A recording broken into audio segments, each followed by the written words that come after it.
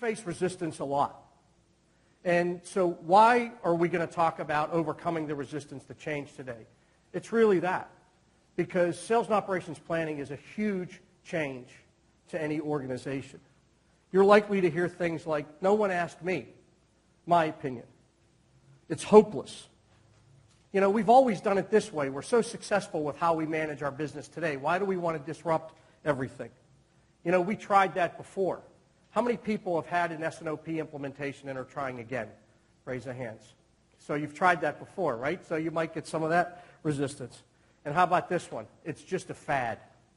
S&OP is just a fad. It's like ERP in Y2K time frames, right? Everybody needed to make a change. And what ends up happening is that you get into a you versus them sort of mentality, right?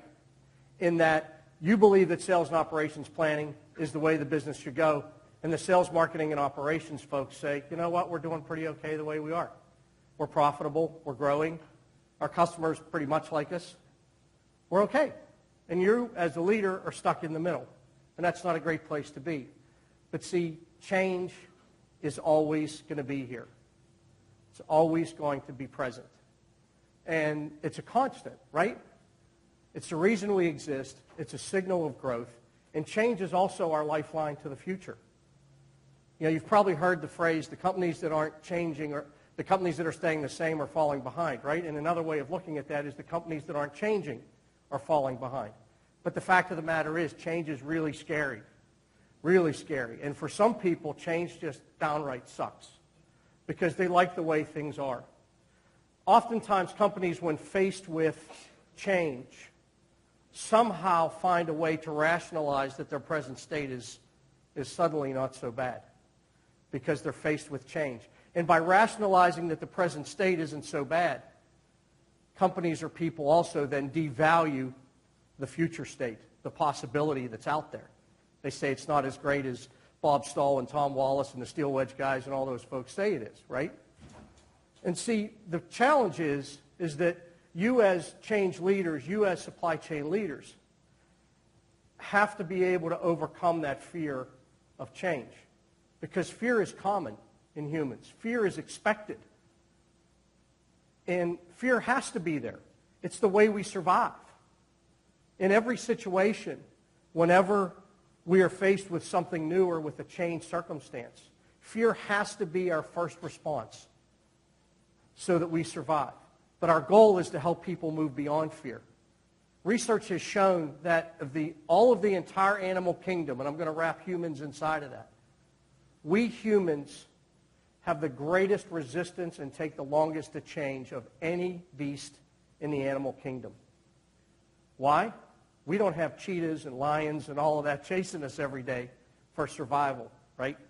So change is scary. So we're going to play a little fact or crap today. I want to see, this is audience participation time. So in a recent survey by I4CP, managing and coping with change was the #1 critical issue faced by the organizations that were surveyed. What do you guys think? Fact or crap? Fact, right? In fact, topics related to change were 3 of the top 10 concerns by these 313 companies. And overcoming the resistance to change was #1. So it is a big problem in our companies.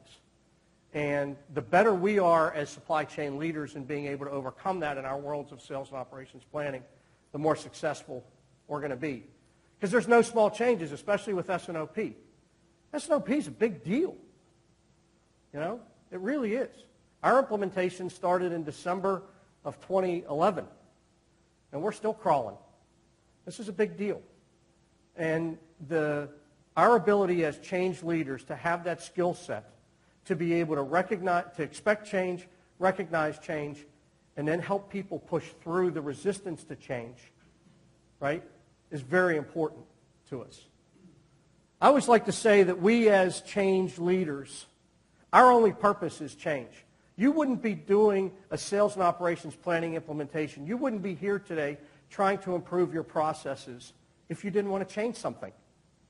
What's your purpose? Your purpose, every time you walk into the room and try and get those sales, marketing, and operations people to do something different, you're coming in with 2 suitcases full of change. Because staying the same isn't what is an option, right? Some days you're going to need your spidey sense to get through some of the things, right? And some days you're going to have to be like a ninja, just trying to work through some of the business that people are giving back to you. John F. Kennedy said, change is the law of life, and those who look only to the past or present are starting to miss the future.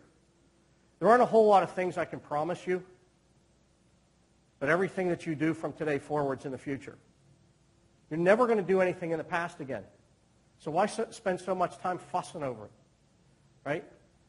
Everything that we're going to accomplish with sales and operations planning as you come out of this meeting is in the future. And change brings unknowns. And those unknowns can bring a tremendous amount of anxiety for people. And that anxiety then manifests itself physically and verbally in resistance.